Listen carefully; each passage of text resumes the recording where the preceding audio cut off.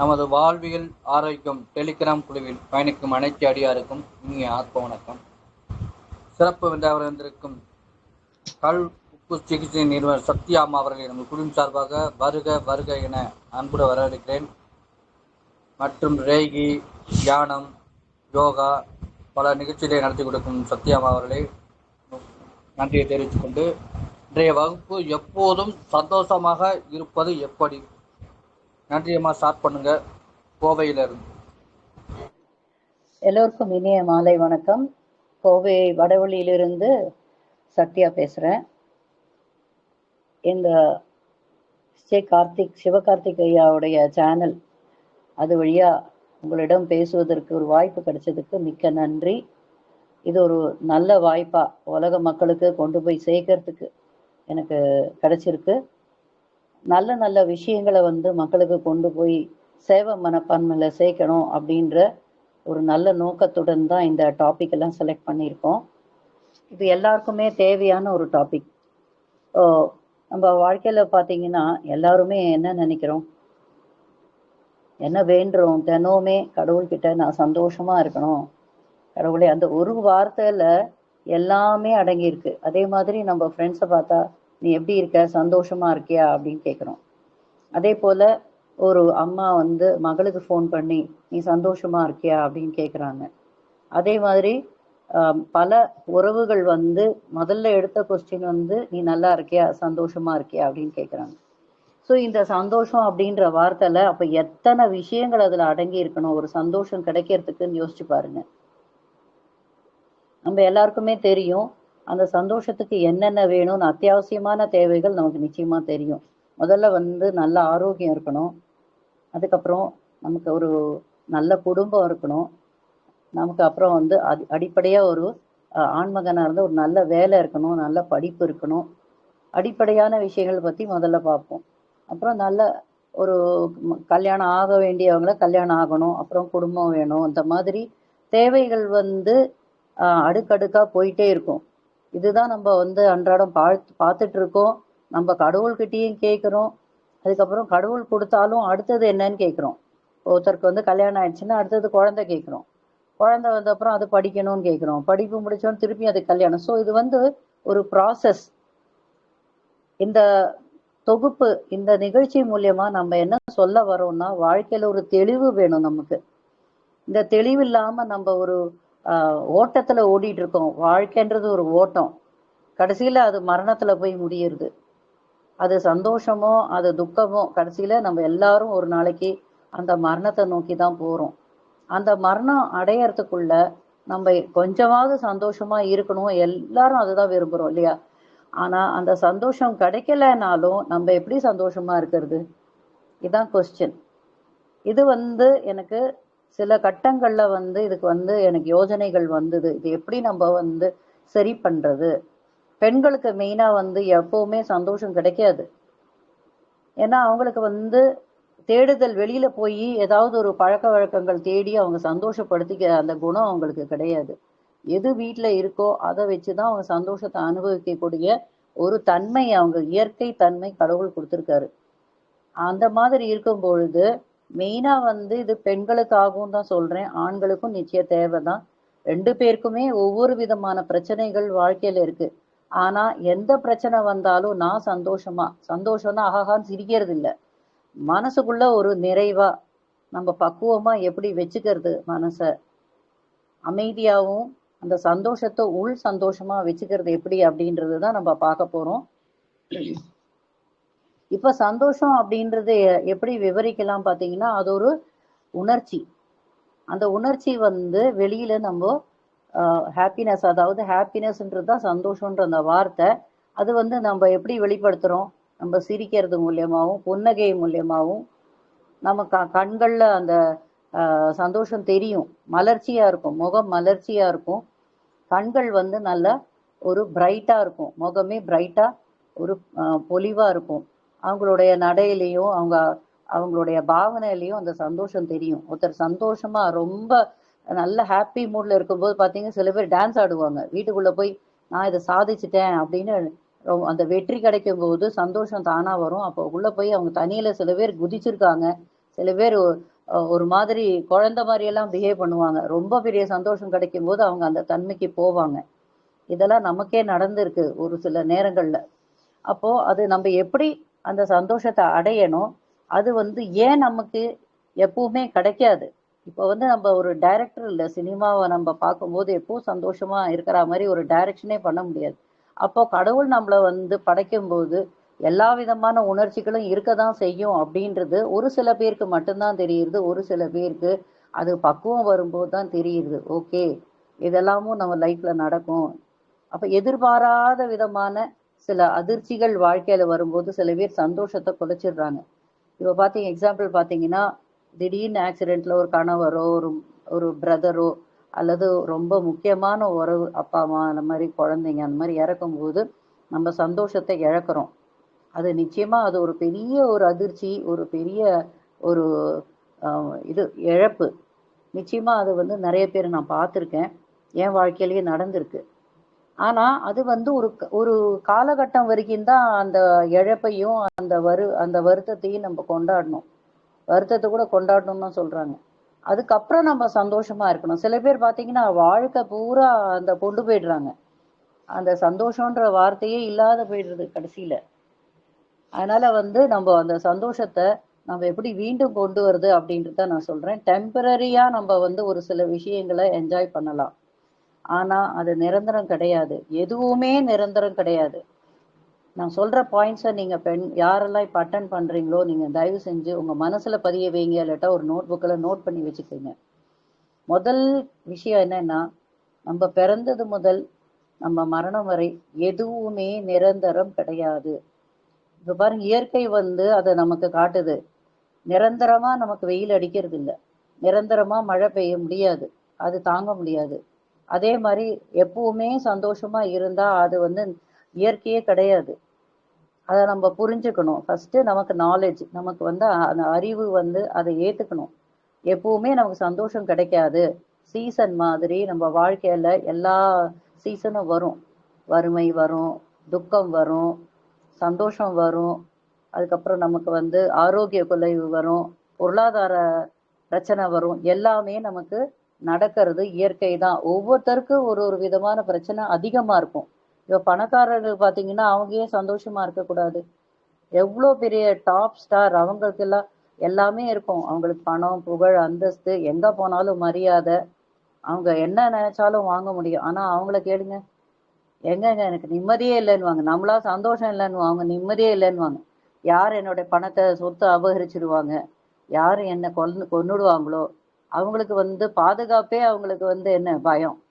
அவங்களுக்கு உயிரே அவங்களுக்கு வந்து பாதுகாப்பு இன்மையா ஃபீல் பண்றாங்க. ஒவ்வொரு நாளும் ஒவ்வொரு நிமிஷமும் யாரா விஷம் வச்சு கொன்னுடுவாங்களோ, இந்த மாதிரியான பயங்கள் அவங்களுக்கு இருக்கு. அதனால எல்லாருக்குமே பிரச்சனை இருக்குன்னு நம்ம புரிஞ்சுக்கணும். ஏழை மக்கள் நாங்க தான் கஷ்டப்படுறோம் அப்படின்னு யாருமே சொல்ல முடியாது. ஒரு காலகட்டத்துல நம்ம அந்த ஏழ்மைக்கு போற ஸ்டேஜ் வந்திருக்கு. இப்போ 60 வரைக்கும் நீங்க வாழ்ந்திருக்கீங்க அப்படின்னா, இதுல இப்போ நீங்க அட்டன் பண்றீங்கன்னா 100% ஒரு 5 இயர்ஸ் ஒரு 10 இயர்ஸ் நீங்க வந்து வறுமையில கடந்து தான் வந்திருப்பீங்க. இதுதான் வந்து இயற்கை. நான் அதனால இதுல என்ன சொல்ல வரேன்னாக்கா, நம்ம வாழ்க்கையில சீசன் மாதிரி நம்ம வறுமை, கோபம், எல்லா உணர்ச்சிகளும் வரும், எல்லா விதமான பிரச்சனைகளும் வரும். இதை எப்படி நம்ம எடுத்துக்கிறோம் அப்படின்றது தான் நம்மளுடைய வாழ்க்கையுடைய பக்குவம். இப்போ நீங்க அந்த காலத்துல பெரியவங்களை போய் பார்த்தீங்கன்னா எது சொன்னாலும் நல்லதே நடக்கும், எல்லாம் சரியாயிடும்பா, நீ நல்லா இருப்ப அப்படின்னு. அதான் பெரியவங்களுடைய அடையாளம். அவங்க எப்பவுமே பாசிட்டிவா நல்ல விஷயங்களை நல்ல வார்த்தைகளை பேசுவாங்க. அதே தான் அவங்க அதுக்கு தான் பெரியவங்களை போய் ஆசீர்வாதம் பார்த்த உடனே பாதத்தை தொட்டு நமஸ்காரம் பண்ணணும். அதே மாதிரி அவங்களும் ஆசீர்வாதம் பண்ணணும், நல்லதை சொல்லணும். நீ நல்லா இருப்பப்பா, நீ சந்தோஷமா இருப்ப, உன் குடும்பத்தோட ஆரோக்கியமா ஒத்துமையா சந்தோஷமா வாழ்வ அப்படின்னு அவங்க சொல்லுவாங்க. அப்போ அவங்களுக்கு வந்து அந்த என்ன பிரச்சனையோட வந்தாலும் அவங்களுக்கு ஒரு மகிழ்ச்சி வந்துடும். பெரியவங்க சொல்லியிருக்காங்க, ஒரு பாசிட்டிவ் விஷயம் நம்ம காதுல கேட்கும்போது நமக்கு அதுல கொஞ்சம் வைப்ரேஷன் நமக்கு டிரான்ஸ்ஃபர் ஆகும். நமக்கு கண்டிப்பா ஏதோ ஒரு மாற்றம் வரும் அப்படின்னு ஒரு நம்பிக்கை வரும்.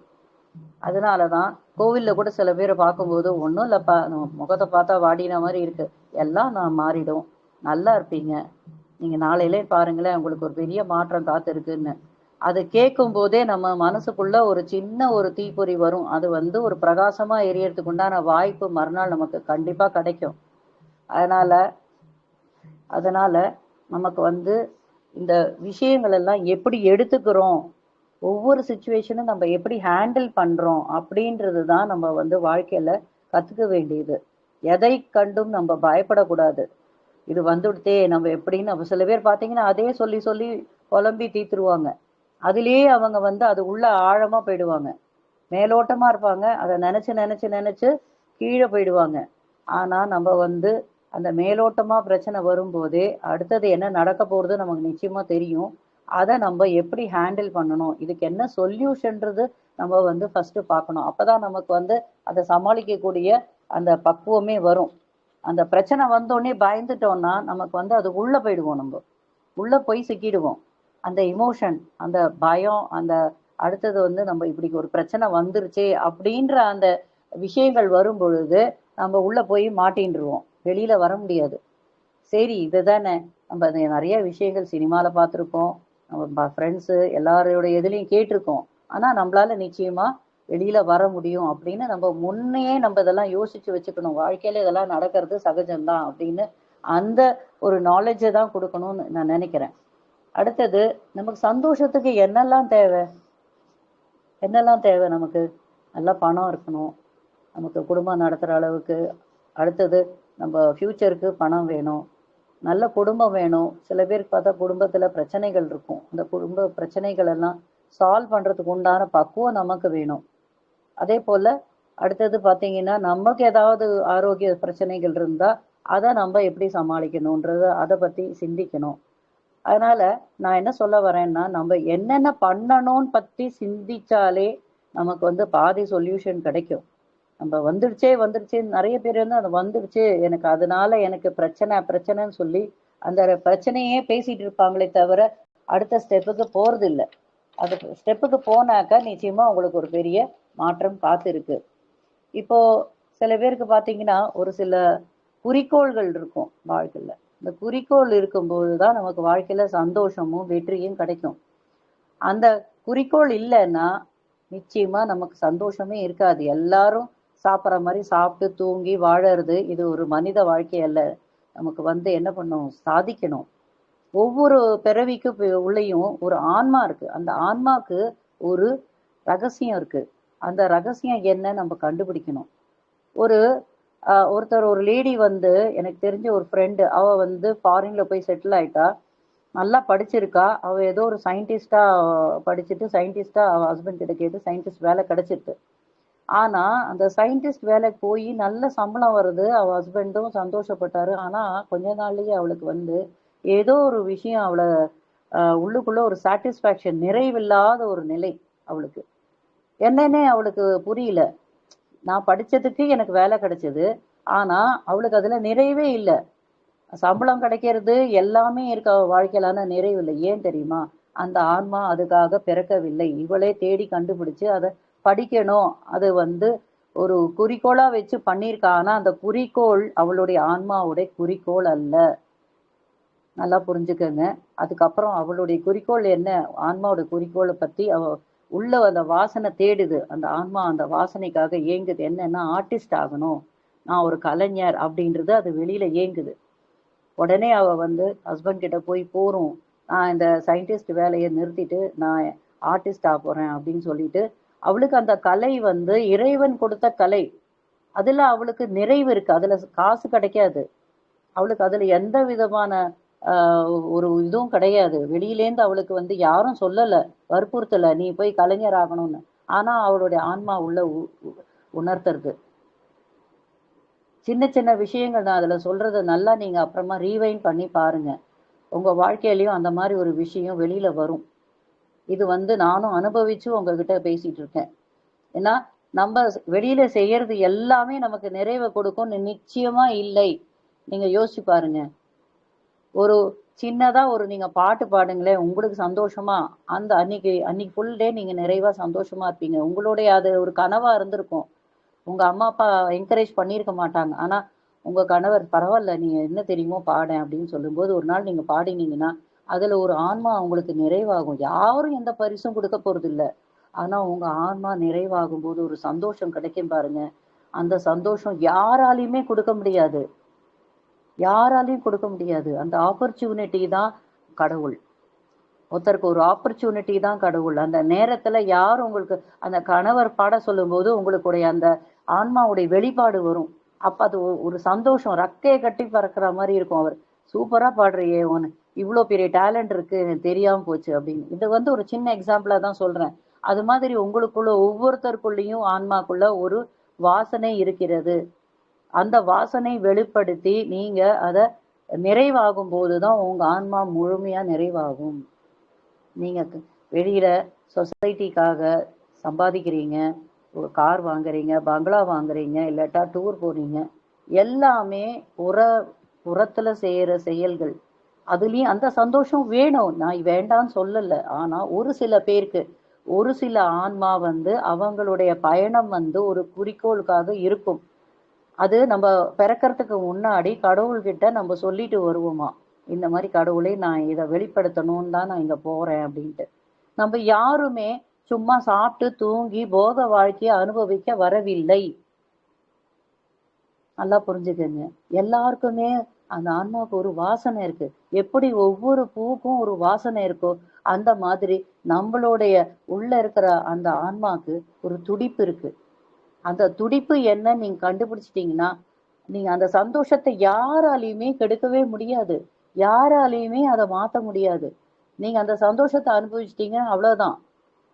அதுக்கப்புறம் அது எந்த பணமோ எந்த அந்தஸ்தோ அதுக்கு வந்து ஈடுபடவே முடியாது, ஈடுபடுத்த முடியாது. இதுதான் உண்மை. இப்ப எத்தனை மியூசிஷியன்ஸ் இருக்காங்க, அவங்கள பாடாதீங்கன்னு சொன்னீங்கன்னா அவங்களுக்கு அன்னைக்கு நைட் தூக்கம் வராது. அவங்களுக்கு ஒரு பாட்டு பாடினாதான் அவங்களுக்கு தூக்கம் வரும். அதான் அவங்களுடைய இயல்பு. இது வந்து ரொம்ப பெரிய ரகசியம் உங்களுக்கு இன்னைக்கு வந்து வெளிப்படுத்திருக்கேன்னா, ஒவ்வொருத்தரும் இன்னைக்கு அட்டன் பண்றவங்க எல்லாம் பாக்கியசாலிகள். உங்க ஆன்மா ஏதோ தேடிட்டு இருக்குன்னு அர்த்தம். அதனாலதான் நீங்க இதை வந்து கேட்டுட்டு இருக்கீங்க. உங்களுக்குள்ள தட்டி பாருங்க. உங்களுடைய மெடிடேஷன் பண்றவங்க நீங்க உள்ள போய் தேடுங்க, கேளுங்க, ப்ரேயர் பண்ணி கேளுங்க. என்னுடைய ஆன்மா எதுக்காக வந்தது, நான் எதுக்காக பிறந்திருக்கேன், நான் அதை செய்யணும், என் ரகசியத்தை வெளிப்படுத்து, என் வாசனை வெளிப்படுத்து இறைவான்னு ஒவ்வொரு நாள் துடிப்போட கேளுங்க. கண்டிப்பா உங்களுக்கு அது வெளிப்படையாகும். எப்பவுமே ஏக்கம் இருந்தாதான் வெளிப்படும். ஒரு குழந்தை வந்து அம்மா கிட்ட பால் கேட்டு கேட்டு எந்த குழந்தை அழறதோ அதுக்குதான் முதல்ல கொடுப்பாங்கன்னு சொல்லுவாங்க, ஒரு வசனமே இருக்கு. அந்த மாதிரி யார் கேட்குறீங்களோ அவங்களுக்கு தான் வந்து அந்த ஆன்மாவை வந்து வெளிப்படுத்துறதுக்கு கடவுள் வந்து சீக்கிரமா வழி வகுப்பார். கண்டிப்பா நம்ம ஆன்மா வெளிப்படை ஆகணும் அப்படின்னு நம்ம துடிச்சாதான் அது வெளிப்படையாகும். அல்லது நம்ம அந்த மாயையிலே சிக்கிடுவோம். எல்லாருமே மாயையிலே தான் சிக்கி இருக்கோம். இப்போ பணம் வேணும், அந்தஸ்து வேணும், கோல்டு வேணும், எங்க வீட்டுக்கார் புகழணும், என் குழந்தை வந்து தேங்க்யூ எல்லாமே நம்ம நினைக்கிறோம். எதையுமே நாடி பிரயோஜனமே கிடையாது. எதுவுமே நிரந்தரம் கிடையாது. எந்த சந்தோஷம் நிரந்தரம் கிடையாது. ஒரு ஒரு ஐஸ்கிரீம் சாப்பிட்றோம், அந்த ஐஸ்கிரீம் வாயில இந்த நாக்குல இருக்கிற வரைக்கும் தான் அதனுடைய சுவை. அது உள்ள போயிடுச்சுன்னா அது வந்து ஒரு கெமிக்கலா மாறிடுறது. அங்க போய் ஒரு ஹார்மோன் சேஞ்சஸ், அங்க எல்லாமே நடக்கிறது. யோசிச்சு பாருங்க. ஒரு 1 கோடி லாட்ரி சீட் அடிக்கிறது, அவன் அந்த அந்த அந்த சந்தோஷத்தை 1 செகண்ட் தான் அனுபவிக்க முடியும். அப்படியே பூரிப்பு அவன் குதிப்பான், அழுவான், அப்படியே அழுக வரும். அதிகமா சந்தோஷம் வரும்போது ஆட்டோமேட்டிக்கா அழுகதான் எல்லாரும் பார்த்துருப்பீங்க. அது வந்து என்னது, ரொம்ப ஆனந்த நிலையில இருக்கும் போது அந்த சந்தோஷத்துல கண்ணீர் வரும். அந்த அதுக்கப்புறம் பாத்தீங்கன்னா அடுத்த நொடி எத்தனை பேர் கேட்டாலும் அந்த சந்தோஷம் திருப்பி வரவே வராது. இதை அனுபவிச்சவங்களுக்கு தெரியும். ஃபர்ஸ்ட் நம்ம வந்து சுட சுட ஜிலேபி சாப்பிட்றோம்னு வச்சுக்க, அந்த சூடு ஆறினோடனே 5 மினிட்ஸ் கழிச்சு அந்த ஜிலேபி சாப்பிட்டீங்கன்னா அது சுவை மாறிடும். யாரெல்லாம் இதை அனுபவிச்சிருக்கீங்கன்னு தெரியல. அந்த ஹாட்டா இருக்கும்போது சாப்பிடக்கூடிய அந்த சுவை 10 நிமிஷம் கழிச்சு உங்களுக்கு கிடைக்காது. திருப்பி நீங்க ரீஹீட் பண்ணாலும் அந்த ஒரிஜினல் சுவை வராது. இதுதான் ஆன்மீகம். இதெல்லாம் ஆன்மீகத்துல இருக்கிறவங்க தான் இதெல்லாம் அனுபவிச்சு பேச முடியும். நீங்க சுவைச்சு பாருங்க. அந்த சந்தோஷத்தை ஒரு ஃபர்ஸ்ட் டைம் ஐ லவ் யூன்னு ஒரு பையனுக்கு ஒரு பொண்ணு சொல்லும் போது இருக்கிற சந்தோஷம் செகண்ட் டைம் அடுத்த நாள் சொல்லும் போது அவனுக்கு இருக்காது. இருக்கும், ஆனா ஃபர்ஸ்ட் டைம் இருக்கிற அந்த ஹாப்பினஸ் செகண்ட் டைம் இருக்காது. இதெல்லாம் ஒரு அனுபவம். அதனால எதுவுமே நிரந்தரம் இல்லை. ஃபர்ஸ்ட் டைம் அனுபவிக்கிற செகண்ட் டைம் கிடைக்காது. அதுவே நிரந்தரம் இல்லை. சந்தோஷம் அப்படின்றது அந்த பர்சன்டேஜ் பாருங்க. ஃபர்ஸ்ட் டைம் கேட்கும்போது 100% இருக்கும். அடுத்த டைம் கேட்கும்போது குறைஞ்சிடும். ஏன்னா அதை அனுபவிச்சாச்சு. எது அந்த பிரெயின் அனுபவிச்சுடுதோ அது செகண்ட் டைம் கேட்கும்போது ஏற்கனவே அனுபவிச்சதுக்கு திருப்பி வேல்யூ இல்லை. புரிஞ்சுக்கோங்க. இது ஒரு கான்செப்ட். நான் உங்களுக்கு புரிய வைக்கிறதுக்காக இதை சொல்றேன். அதே மாதிரி இப்போ நம்ம துக்கத்துல இருக்கும்போது எப்படி சந்தோஷத்தை முக்கியமா நம்ம சொல்லணும்னு விரும்புறேன். ஏன் நம்ம சந்தோஷமா இல்லை, துக்கத்துல இருக்கும்போது எப்படி நம்ம சந்தோஷமா வச்சுக்கலாமா, இல்ல வச்சுக்க முடியுமா, வச்சுக்க கூடாதா? ஸோ இதுல துக்கம் நிறைய வெரைட்டிஸ் இருக்கு. சில பேர் பாத்தீங்கன்னா நம்ம பார்த்துருப்போம், அவங்க வீட்ல எல்லாமே நல்லா தான் இருக்கும், எல்லாம் பர்ஃபெக்டா இருக்கும். நல்ல கணவன், குழந்தைகள், வீடு வாசல், அவங்களுக்கு மரியாதை எல்லாமே இருக்கும். ஆனா அவங்க குறை சொல்லிட்டே இருப்பாங்க. எதிலுமே அவங்க நிறைவுன்றது அவங்க கிட்டதான் இருக்கு. அந்த நிறைவு சில பேருக்கு வரவே வராது. அது அவங்களே சொல்லுவாங்க, ஆசை மலை போலேன்னு. அது மாதிரி அவங்களுக்கு மேல மேல கேக்குதே தவிர அவங்க நிறைவாக மாட்டாங்க. ஏன்னா அவங்களுக்கு அந்த நிறைவுன்றத எண்ணமே வராது. அதுதான் பேராசைன்றது. ஸோ இதுல எங்க நமக்கு சந்தோஷம் இல்லை, அவங்க கிட்டதான் தவறு. அவங்க மேல மேல ஆசைப்பட்டுட்டே இருக்காங்க. எத்தனை கொடுத்தாலும் எத்தனை நடந்தாலும் அவங்களுக்கு சந்தோஷமே இருக்காது. குறை சொல்லிட்டே இருப்பாங்க. என்ன இது வீடு இப்படி இருக்கு அப்படின்வாங்க, என்ன என் பசங்க எப்படி இருக்காங்க அப்படின்வாங்க. எதுவுமே அவங்களுக்கு எல்லாத்துலயும் குறையதான் பார்ப்பாங்களே தவிர நிறைய பார்க்க மாட்டாங்க. இந்த மாதிரி மக்கள் நிறைய நீங்களே பார்த்துருப்பீங்க, சொல்லுவீங்க. எனக்கெல்லாம் இப்படி அமைஞ்சிருந்தா நான் ராணியாட்டம் சந்தோஷமா இருந்திருப்பேன். இவங்க இவ்வளோ இருந்தும் அவங்க இப்படி பேசுறாங்களே அப்படின்னு நம்ம சொல்லுவோம். அது ஒரு பக்கம். ஒரு சில பேருக்கு அந்த நிறைவே அவங்களுக்கு கிடைக்காது, மனசுக்குள்ள அந்த நிறைவு ஏற்படாது. அது அவங்களுடைய மிஸ்டேக். ஃபர்ஸ்ட் நமக்குள்ள மிஸ்டேக் இருக்கும். அந்த நிறைவு நம்ம ஏற்படுத்திக்க மாட்டோம். இன்னும் மேல மேல கேட்டுட்டே இருப்போம். அந்த மாதிரி ஒரு பர்சன் இருக்கலாம். ரெண்டாவது, ஒரிஜினலாவே பிரச்சனை இருக்கும். அதாவது கணவர் இறந்திருப்பாரு, ரொம்ப பிரச்சனைகள் இருக்கும். அப்ப ஒரு கணவரோ ஒரு மனைவியோ இறந்தா யாருமே அந்த சந்தோஷத்தை ஈடு கொடுக்கவே முடியாது. அது ஒரு பெரிய இழப்பு தான். அந்த இழப்பை யாராலையுமே சமாதானப்படுத்த முடியுமே தவிர, சமாதானப்படுத்திக்க முடியுமே தவிர, நிச்சயமா யாராலையும் அதை ஈடுபடுத்த முடியாது. அது உண்மைதான். ஆனா நம்ம வாழ முடியும் சந்தோஷமா அப்படின்னு பாத்தீங்கன்னா, அவங்களுக்கு நம்ம செஞ்ச நன்மைகளை நினைச்சு, அவங்க நமக்கு செஞ்ச நன்மைகளை நினைச்சு, அந்த மெமரிஸை வச்சுதான் நம்ம வாழ முடியும். ஸோ இதை நான் டெக்னிக் சொல்லித்தரேன். ஒவ்வொரு பிரச்சனைகளுக்கும் நம்ம எப்படி இருக்கணும், அது மாதிரிதான் நம்ம இருக்கோம். ஆனாலும் இனிமே சரி, ஒரு கடவுளுக்கு எல்லாமே தெரியும். நம்ம கொரோனா டயத்துல ஒரு வீடியோ பார்த்துருப்போம். ஒரு எறும்பு தண்ணிக்குள்ள விழுந்தோடனே ஒரு பறவை அந்த எறும்பை காப்பாத்துறதுக்கு ஒரு இலையை கொடுக்கும்.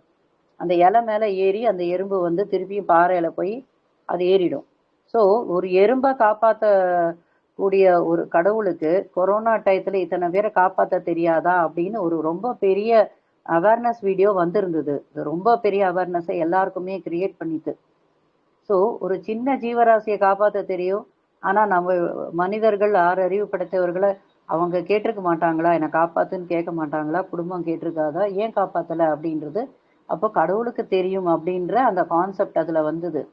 அதே மாதிரி அந்த மரணத்தை, சடன் டெத்துனா கண்டிப்பா நமக்கு ஒரு ஆக்சிடென்ட்டோ இல்லாட்டா ஒரு வேற ஏதாவது ஒரு துர்மரணமோ இருந்தா நம்மளால தாங்கிக்கிறது ரொம்ப கஷ்டம். அது வெளியிலேன்னு வருது, நிச்சயமா ஒரு அதிர்ச்சியான விஷயம்தான்.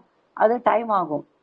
ஆனா சாதாரணமா ஒருத்தர் வீட்டுல பாத்தீங்கன்னா சாதாரணமா தான் இறந்திருப்பாங்க. அவங்களுக்கு நோய் நம்ம அந்த ஆன்மா அப்படின்ற அந்த கான்செப்டுக்குள்ளேயே யாருமே எனக்கு கத்துக் கொடுக்க மாட்டேன்றோம். இப்ப இந்த பாடியை பாக்குறோம். இந்த பாடிக்குள்ள ஒரு உயிர் இருக்கு. அந்த உயிர் தான் நிரந்தரம். இந்த பாடி நிரந்தரம் இல்லை, என்னைக்காவது ஒரு நாள் அது அழியும் அப்படின்றத நம்ம ஒரு ஸ்டேஜ்ல குழந்தைங்களுக்கும் பெரியவங்களுக்கும் எல்லாருக்குமே அது தெரிஞ்சுக்கணுன்றது நான் விரும்புறேன். இது நிறைய பேருக்கு நான் அந்த கேன்சர் பேஷண்ட்டுடைய குடும்பத்துக்கு இந்த விஷயத்த நான் உணர்த்திருக்கேன். அவங்க ரொம்ப அதுக்கப்புறம் அதை ஏத்துக்கிறாங்க. ஏன்னா கேன்சர் பேஷண்ட்டுக்கு நான் ஹீலிங் கொடுக்கறது இல்லை. அது ஒரு கர்மா டிசீஸ் அப்படின்னால நான் கொடுக்க மாட்டேன். அதனால நான் சொல்லுவேன், இது வந்து கடவுளுடைய அந்த தன்மையில இது வந்திருக்கு உனக்கு. அப்போ அதை நீ ஏத்துக்கோ. உன் குடும்பமும் அதை ஏத்துண்டு நீங்க அதை வந்து அடுத்த நிலைக்கு நீங்க எப்படி போகணுமோ அதை கொண்டு போங்க. அவங்கள சந்தோஷமா வச்சுக்கோங்க. அவங்களுக்கு எவ்வளவு சந்தோஷமா அடுத்த அவங்க இருக்க போறாங்களோ அவங்கள அவ்வளோ சந்தோஷமா வச்சுக்கோங்க. அதை நம்ம செய்யலாமே. சில பேர் வீட்டில் பார்த்தீங்கன்னா அவங்க இறக்க போறாங்கன்னு தெரிஞ்சும் அவங்க இறக்க போறாங்க இதையே அவங்க கிட்ட பேசி அந்த வருத்தத்தையே கொடுத்து கடைசி வரைக்கும் அவங்க குடும்பமும் வருத்தம், அவங்களும் வருத்தம். கண்டிப்பா அது வருத்தம் தான். ஆனா அந்த ஒரு 50 டேஸோ இல்லை 3 இயர்ஸோ அவங்க தெரிஞ்சதுன்னா அவங்களையே ஹாப்பியா வச்சுக்க கூடாது. ஹாப்பியா வச்சுக்க முடியும், நம்ம நினைச்சா முடியும். இதுதான் நான் உணர்த்த விரும்புறேன். அந்த ஹாப்பினஸ் அப்படின்றது நிச்சயமா நம்ம புரிஞ்சுண்டு நம்ம மற்றவங்களுக்கு சொல்லி எல்லாரும் ஹாப்பியா வச்சுக்க முடியும். யாருக்குமே மரணத்தை வெல்லக்கூடிய சக்தி வந்து சாதாரண மக்களுக்கு கிடையாது. அது ஒரு நாள் நடந்தே தீரும். அதனால அதை நம்ம ரெடியா இருக்கணும். நம்ம மரணத்துக்கும் சரி மற்றவங்களுடைய மரணத்துக்கும் ஒரு நாள் ஆகும் அப்படின்றது நம்ம அறிவு தெளிவோடு இருக்கணும். அதை நம்ம ஏத்துக்கிற பக்குவத்தை நிச்சயமா நம்ம இப்ப நம்ம புரிஞ்சுட்டோம்னா 50% நம்ம தாண்டிடுவோம். உண்மையை சொல்றேன். இன்னைக்கு நீங்க அட்டன் பண்ண இது நம்ம ஒரு பெரிய விஷயம். அது எல்லாருமே நிரந்தரமா வாழ முடியாது. அதே போல எல்லாருக்கும் ஏதோ ஒரு பிரச்சனை வரதான் செய்யும். இந்த 2 விஷயம் நம்ம மனசுல என்னன்னா, மனசு ப்ரோக்ராம் ஆயிடுச்சுன்னு வச்சுக்கோங்களேன், அதை அக்செப்ட் பண்றது ஈஸியா இருக்கும் நமக்கு. நமக்கு புதுசா ஒரு விஷயம் தடால்னு ஒரு விஷயம் வரும்பொழுது தான் நமக்கு அட்டாக் ஆயிடும். ஹார்ட்ல வந்து அது ஒரு பதிவாகி அது வந்து ஒரு அதிர்ச்சியாகி கெமிக்கல் இம்பேலன்சஸ் நடக்குது. ஸோ இது வந்து மரணத்தை பற்றின விஷயம். மரணத்தை வெல்ல வேண்டும் என்றால் நீங்கள் வந்து அத்தனை தவம் பண்ணியிருக்கணும். உன் ஜென்மத்தில் தவம் பண்ணி அதற்குண்டான சோலாக இருந்தால் மட்டும்தான் மரணத்தை வெல்ல முடியும். சித்தர்கள் போல சாதாரண மக்கள் வெல்ல முடியாது. அதுக்கு வந்து ஒரு ஆன்மாவுடைய பக்குவம் வேணும். அதே மாதிரி சில பேருக்கு வந்து நிறைய இருக்கும் பொருள் வீட்டில். எந்த பொருள் இருந்தாலும் நிறைவே சொல்லிட்டே இருப்பாங்க. அவங்க வீட்டில் இது இருக்கு. கம்பேரிசன் பாதி வந்து நான் 50% நான் சொல்றேன். 50% இப்போ ப்ரெசன்ட் ஸ்டேட்டஸ்ல நம்ம எந்த திங்ஸ் வாங்குறதுமே சொசைட்டிக்காக தான். நமக்காக வாங்குறது 50% தான். 50% வந்து ஸ்டேட்டஸ்க்காகவும் சொசைட்டிக்காகவும் தான் நம்ம வாங்கிட்டு இருக்கோம். அத்தியாவசியமான பொருட்கள் பார்த்தீங்கன்னா 50% தான் இருக்கும். அப்போ அந்த ஹாப்பினஸ் எனக்கு கிடைக்கலன்ற ஹாப்பினஸ் வந்து எங்க வந்து நிக்கிறதுன்னு பாருங்க. அது தேவையே இல்லை. நமக்கு வந்து இப்போ ஃபோன் ஆக்சசிபிளா இருக்கு, நம்ம வாங்கிடுறோம். ஆனா நம்ம கிட்ட பணம் வேணும். பணம் இல்லாமல் வாங்க முடியாது. அப்போ அந்த பணம் இல்லை, எனக்கு இது வாங்க முடியல, அது வாங்க முடியலன்னு. இப்போ வந்து அடிப்படை தேவைன்றது பார்த்தீங்கன்னா ஸ்டாண்டர்ட் ஆஃப் லிவிங் வந்து இந்தியாவில் 100 மடங்கு மாறி இருக்கு. 100% வந்து மாறி இருக்கு. நம்ம ஊரே மாறி இருக்கு. பார்த்தீங்கன்னா தியேட்டர் அதனுடைய ஸ்டாண்டர்ட் மாறி இருக்கு, ஹோட்டல்ஸ் மாறி இருக்கு, இந்தியன் ஸ்டாண்டர்ட் ஆஃப் லிவிங் எல்லார்கிட்டையும் ஃபோன் இருக்கு. ஸோ அடிப்படை தேவையே வந்து அதிகமாயிடுச்சு. அதனால தான் நமக்கு நிறையவே இல்லை, ஆசைகள் அதிகமாயிடுச்சு. அதான் காரணம், முக்கியமான காரணம். சந்தோஷம் இல்லாததுக்கு தேவையில்லாததெல்லாம் நம்ம வாங்கணும்னு நினைக்கிறோம், தேவையில்லாததெல்லாம் நம்ம சேர்த்து வைக்கணும்னு நினைக்கிறோம், அனாவசியமான பொருட்களை நம்ம சேர்த்து வைக்கணும்னு நினைக்கிறோம். எதுவுமே நிரந்தரம் கிடையாது. அதே போல நான் சொல்லுவேன், நீங்க லீவ்ல வெக்கேஷனுக்கு நீங்க வெளியில போறீங்க. இப்போ ஊட்டி, குன்னூர், கொடைக்கானல் இந்த மாதிரி மலை பிரதேசங்களுக்கு போகும்போது அவங்ககிட்ட கேட்பேன், நீங்க வந்து அந்த மலை பிரதேசத்துல இருக்கக்கூடிய இயற்கையை ரசிங்க. அந்த இயற்கை தான் நம்ம ஊர்ல கிடையாது. அந்த இயற்கையை ரசிக்க போய் அந்த உட்காந்து இயற்கையை பாருங்க, சூரியன் உதிக்கிறத பாருங்க. அதுல எல்லாம் சந்தோஷம் இருக்கு. நம்ம தான் வந்து டிவி பார்க்கறதும், அங்க போய் எல்லாரும் டிவி பார்க்கறதும், அங்க போய் மொபைல் பார்க்கறதும் ஓகே, அது ஏதோ ஒரு நேரம் பண்ணலாம். பட் ஆனா அங்க போய் இதே பண்றதுக்கு நம்ம அங்க போகவே தேவையில்லை. வெறும் கிளைமேட் மட்டும் நம்ம ரூம்குள்ள ஏசி போட்டுக்கிறாங்க அங்க போயும். So what is the use? Nature நம்மளை ஹீல் பண்ணும். எத்தனை பேர் இதை ரியலைஸ் பண்ணியிருக்கீங்கன்னு தெரியல. உங்களோட வீட்டில இருந்து மொட்டை மாடியிலேருந்து நீங்க சூரியனை பார்க்கலாம், ஈவினிங் சன்செட் பார்க்கலாம், நிலாவை பார்த்து டெரஸ்ல. அந்த காலத்துல நாங்களாம் சின்ன வயசுலயும் சரி மொட்டை மாடியில தான் ஃப்ரீயா படுத்துப்போம். பாய் போட்டு படுத்த சந்தோஷமான நாட்கள். இப்போ மொட்டை மாடியில படுத்தா திருடன் வந்துடுறான். படுக்க முடியாது. அதனால நம்ம வெளிநாட்டுக்கு தான் போகணும்னு அவசியம் இல்லை. இங்க இருக்கிற அக்கம் பக்கத்துல இருக்கக்கூடிய மலை பிரதேசங்களுக்கு போய் சந்தோஷமா மலையை பாருங்க, மலை உச்சியை பாருங்க, மரங்களை பாருங்க, பறவைகளை பாருங்க, அருவியை பாருங்க, அருவியில குளிங்க, இதெல்லாம் பண்ணுங்க. அங்க போய் இந்த மொபைலும் இந்த டிவியும் இதுல சந்தோஷமே கிடையாது. இதுல வைப்ரேஷன் ஃபுல்லா நெகட்டிவ் தான். இப்ப யார் வந்து நம்மளுடைய சந்தோஷத்தை எப்படி நம்ம கெடுத்துக்கிறோம் யோசிச்சு பாருங்க. நம்ம அங்க போற பர்பஸே இயற்கையோட இருக்கணும்னு போறோம். ஆனா மறந்து போயிடுறோம். யாரும் வந்து இது வேணும்னு செய்யறது இல்ல. நமக்கு அந்த மறதி, அந்த பழக்க வழக்கங்கள் அங்க போயும் கண்டினியூ ஆகுது. நீங்க தெரிஞ்சவங்களுக்கெல்லாம் இதை சொல்லுங்க. இயற்கையோட இருந்தீங்கன்னா நம்மளுடைய மைண்ட் வந்து ஹீலிங் ஆகும். நல்ல ஹீலிங் ஆகும். இயற்கை வந்து நம்மளை ஹீல் பண்றதுக்கு அத்தனை சக்தி அதுக்கு இருக்கு. அருவியில போய் குளிச்சிங்கன்னா நமக்கு கிளென்சிங் ஆகும். எல்லா உடம்புல இருக்கிற அத்தனை சக்கராஸும் கிளென்சிங் ஆகும். நம்ம மேல இருக்கிற அழுக்கு மட்டும் கிடையாது, நம்ம குளிர்ச்சி ஆகும். மனசும் உடம்பும் புத்துணர்ச்சியா மாறும். அருவியில அந்த மேலேன்னு கொட்டுற அந்த தண்ணி உச்சியில படும் பொழுது அந்த சகசிராரம் வந்து நல்ல குளிர்ச்சியாகி நம்ம வந்து மைண்ட் ரிலாக்ஸ்டா இருக்கும்.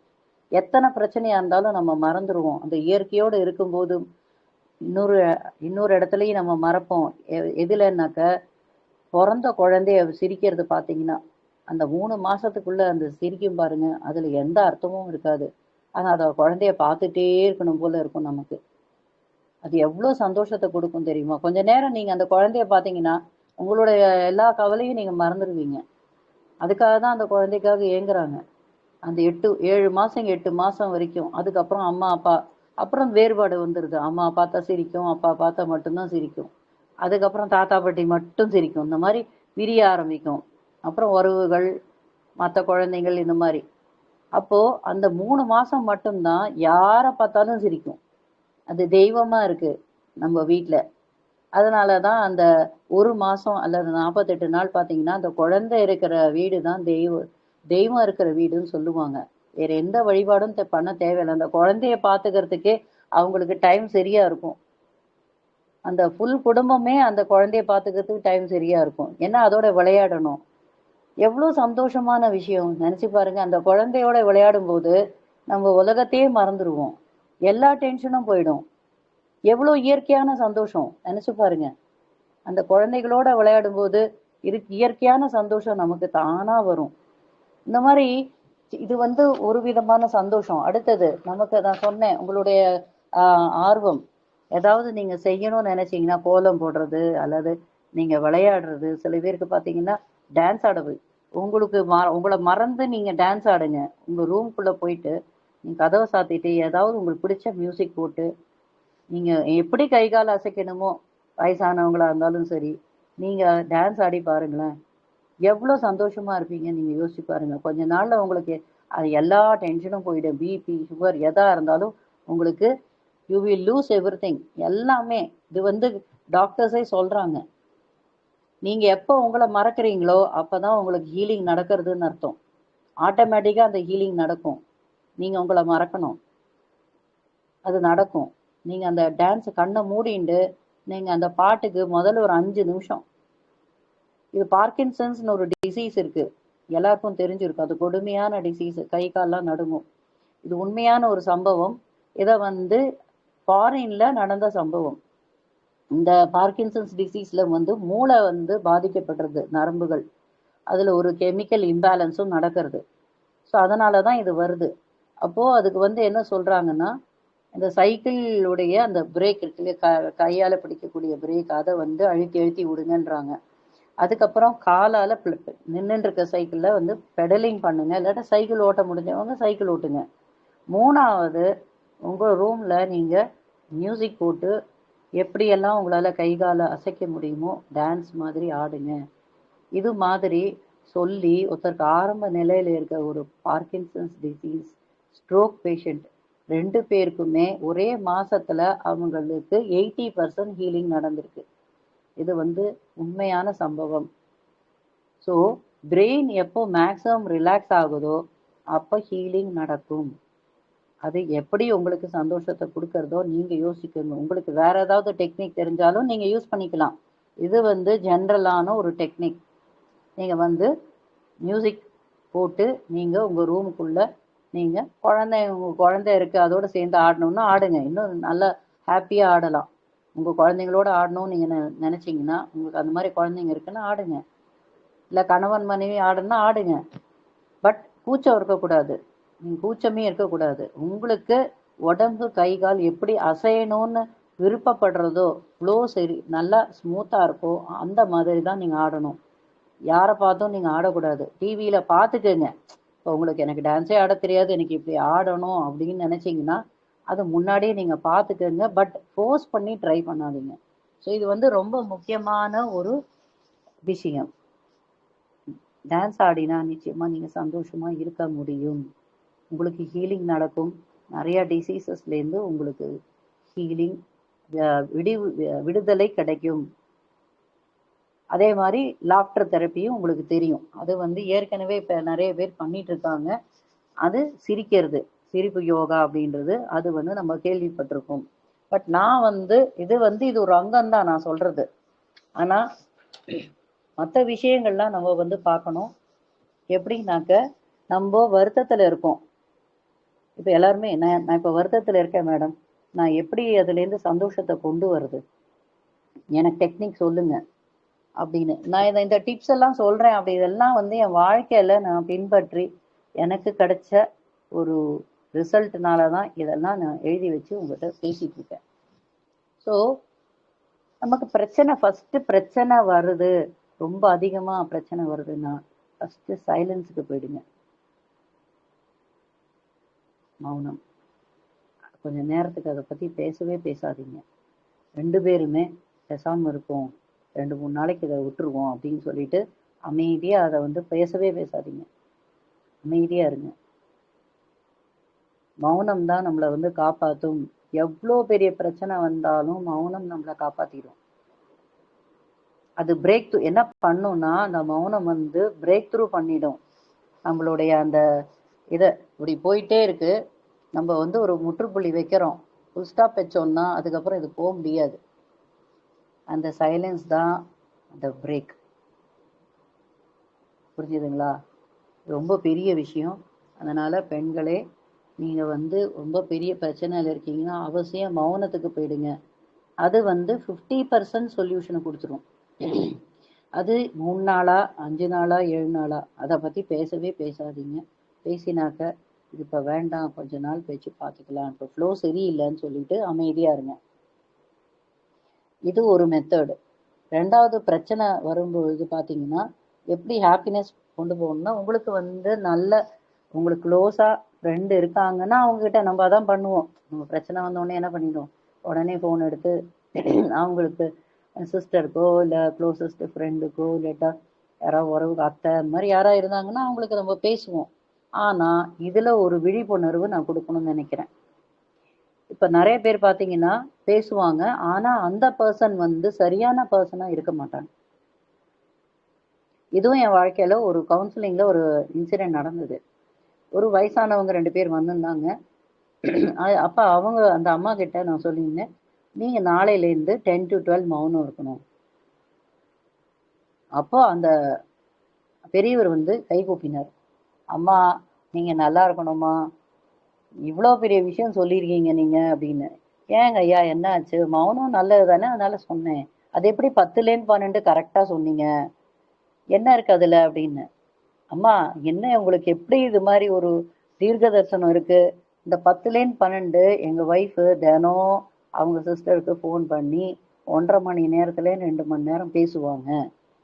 நான் தான் பக்கத்தில் இருந்து ஃபோனை கட் பண்ணணும், இல்லைன்னா அவங்க ஃபோன் நிறுத்த மாட்டாங்க, 1 மணி வரைக்கும் கூட போகும்னு. என்னங்கய்யா சொல்கிறீங்க, இது தினம் நடக்கிறதுமா எங்கள் வீட்டில்.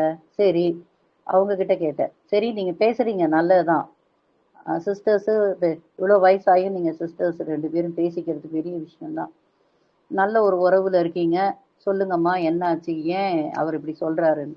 இல்லை மேடம் நான் பேசுவேன், அவள் தினம் எனக்கு வந்து பிரச்சனையெல்லாம் சொல்லுவா, நானும் அவகிட்ட பிரச்சனை. சரி ஓகே, பிரச்சனை சொல்கிறது ஓகே, சரி, ஏதாவது சொல்யூஷன் உங்களுக்கு அவங்க சொல்லுவாங்களா? இல்ல நீங்க அவங்களுக்கு ஏதாவது சொல்யூஷன் சொல்லுவீங்களா? நாங்க எதுவும் சொல்லிக்க மாட்டோம். அவ என்கிட்ட ஷேர் பண்ணுவோம், நான் அவகிட்ட இதுல என்ன பிரயோஜனம்? தினம் நீங்க குப்பைய அவங்க கொட்டுறீங்க, அவங்க குப்பைய உங்களுக்கு கொட்டுறாங்க. 2 பேரும் குப்பைய கொட்டிக்கிறீங்களே தவிர, எப்படி கிளீன் பண்ணணும்னு தெரியலையே. எத்தனை வருஷமா இந்த குப்பைய 2 பேரும் கொட்டிப்பீங்க? அவர் சொன்ன கரெக்டான கொஸ்டின். நான் சொன்னேன், நீங்க சொல்லுங்க. நான் உங்க சிஸ்டர் கிட்டன்னு இல்ல, யார்கிட்ட வேணாலும் சொல்லுங்க. ஆனா அவங்க கிட்ட இருந்து உங்களுக்கு ஒரு விமோச்சனம் வரணும். இந்த ப்ராப்ளத்துக்கு உங்களுக்கு சொல்யூஷன் கிடைச்சா, நீங்க சொல்றதுல எந்த தவறும் கிடையாது. போறோம் வரோம் எல்லார்கிட்டயும் நீங்க சொல்யூஷன் இல்லாதவங்க கிட்ட போய் நீங்க சொல்றதுனால உங்களுக்கு அவங்களுடைய குப்பைனால உங்க வீட்டுல பிரச்சனை வரும். இது அங்க கொட்டுறதுனால அவங்களுக்கு பிரச்சனை வரும். 2 பேரும் குப்பையை கொட்டி 2 பேர் வீட்லயும் பிரச்சனை தான் அதிகமாயிட்டே இருக்கே தவிர, குப்பையை கிளீன் பண்ணி சுத்தமா ஆக்கிறதுக்கு உண்டான மெத்தடு 2 பேருக்கும் தெரியல. கரெக்ட்னு சொல்லிட்டாங்க. இப்ப இதுதான் நம்ம யோசிக்கணும். ஆண்களோ பெண்களோ ஒருத்தர்கிட்ட போய் சொல்றோம்னா சொல்யூஷன் கிடைச்சா அந்த இடத்துல சொல்லுங்க. கிடைக்காத இடத்துல சொல்லினா நம்மளுடைய குடும்பத்தினுடைய பிரச்சனை வெளியில போறதே தவிர வேற எந்த விஷயமும் கிடையாது. No solution, no remedy. அதுல எங்க ஹாப்பினஸ் கிடைக்கும்? அவங்க சொல்றது நம்ம சொன்னோம்னா அவங்களும் சொல்லுவாங்க. அதுதான் இயற்கை. நம்ம ஒரு பிரச்சனை சொன்னோம்னா ஆமா உனக்கு இப்படியா எனக்கு இப்படி, 2 பேருக்கு இன்னும் துக்கம் அதிகமா தான் போறது. நல்லா புரிஞ்சுக்கங்க. சொல்யூஷன் கொடுக்காத இடத்துல நமக்கு சொல்லி விமோச்சனமே இல்லை. அது நம்ம நிறைய இடத்துல நம்ம சிந்திக்கிறதே கிடையாது. எல்லாருக்கும் ஃபோன் பண்ணி சொல்லிடுவாங்க சில பேர். சில பேர் சொல்லாமே இருப்பாங்க. அம்மா அப்பா கடைசியில் இப்போ இருக்கிற ட்ரெண்ட் எப்படின்னா யார்கிட்டயுமே சொல்ல மாட்டாங்க. கடைசியில் பார்த்தா தற்கொலையில் போய் முடிஞ்சிடுறது. எங்கேருந்து சந்தோஷம் வரும்? கேட்டால் எங்கள் அம்மா அப்பா கஷ்டப்பட்டு கல்யாணம் பண்ணி வச்சாங்க, நாங்கள் போய் சொன்னால் எங்கள் அம்மா அப்பா வருத்தப்படுவாங்க, என்ன பண்ணுறது, நீ அங்கே தான் இருக்கணும். நம்மளுடைய ட்ரெண்ட் அது. தமிழ்நாடோ இந்தியாவோ நீ ஒரு பெண்மணி சொன்னால் உனக்கு அங்கே தான் சொல்யூஷனும் கொடுக்க மாட்டாங்க, அங்கே நீ கஷ்டப்படுன்னு தான் சொல்லுவாங்க. விமோச்சனமே இல்லை. அப்படி பண்ணுற பேரண்ட்ஸ் நிச்சயமாக நான் ஆமோதிக்க மாட்டேன். பேரண்ட்ஸ்னால் அதுக்கு சொல்யூஷன் கொடுக்கணும், பேசணும், தைரியமாக அடுத்த நிலைக்கு எப்படி கொண்டு போகணும்னு. ஒரு பெண் என்கிட்ட சொன்னான், இது முக்கியமான விஷயம், நல்லா கேட்டுக்கோங்க. நான் அன்னை ஆசிரமில் நிர்வாகியாக இருந்தேன் ஒரு 4 இயர்ஸு, ப்ரைவேட் ஆசிரமில். அப்போ எனக்கு அடிக்கடி ஃபோன் வரும். ஆசிரம் பேர் போட்டதுனால எனக்கு ஃபோன் வரும். இந்த மாதிரி இங்கே மூத்தவரை கொண்டு போய் சேர்க்கலாமா அப்படின்ட்டு. இல்லாட்டா பெண்கள் ஃபோன் பண்ணி எனக்கு இந்த பிரச்சனை, நான் ஆசிரமில் சேரலாமா. அப்போ ஒரு நாள் எனக்கு இதே மாதிரி ஒரு ஃபோன் வந்தது. அந்த பெண் சொல்கிறா, நான் இப்போவே என் குழந்தையோட நான் உங்கள் ஆசிரம் வரேன், நீங்கள் என்னை ஏற்றுப்பீங்களா? நான் சொன்னேன், என்னன்னு சொல்லுமா, நான் ஹெல்ப் பண்ணுறேன். இங்கே யாரும் ஏற்றுக்க மாட்டோம், நாங்கள் இது ப்ரேயர் சென்டர் அப்படின்ட்டு அவ சொல்லும்போது, அதாவது ஒரு பேரண்ட் நிலையில் நான் எப்படி டீல் பண்ணேன்றதை சொல்கிறேன், உங்ககிட்ட ஷேர் பண்ணுறேன். இப்போ அந்த பொண்ணு சொன்னால், எங்கள் ஹஸ்பண்டுக்கு ஒரு இது இருக்குது, ரிலேஷன்ஷிப் இருக்குது, அதை எனக்கு தெரிஞ்சு போச்சு. எங்கள் அம்மா அப்பா கிட்ட சொன்னால் கண்டிப்பாக இதுக்கு ஒன்றும் சொல்யூஷன் கிடையாது, நீயே பார்த்துக்கோ, நீ தான் ஹேண்டில் பண்ணணும், பொறுமையாருன்னு சொல்லிடுவாங்க. ஆனால் அதை சொல்லாமல் எனக்கு உடம்பு சரியில்லைன்னு 3 தெரு தள்ளி தான் எங்கள் அம்மா அப்பா இருக்காங்க, அங்கே போய் நான் தங்கிடுறேன், இவர் இந்த மாதிரி பண்ணுறதுனால குழந்தைய அழைச்சின்னு போய் நான் அங்கே தங்கிடுறேன், எனக்கு இஷ்டம் இல்லை அப்படின்னு என்கிட்ட சொல்லிட்டு, இதான் மேடம் நடக்கிறது, எனக்கு பயமாக இருக்குது, நான் வந்துடுறேன், நான் குழந்தைய அழைச்சி நாங்கள் வந்துடுறேன், எனக்கு அடைக்கலம் கொடுங்கன்னு கேட்டாங்க.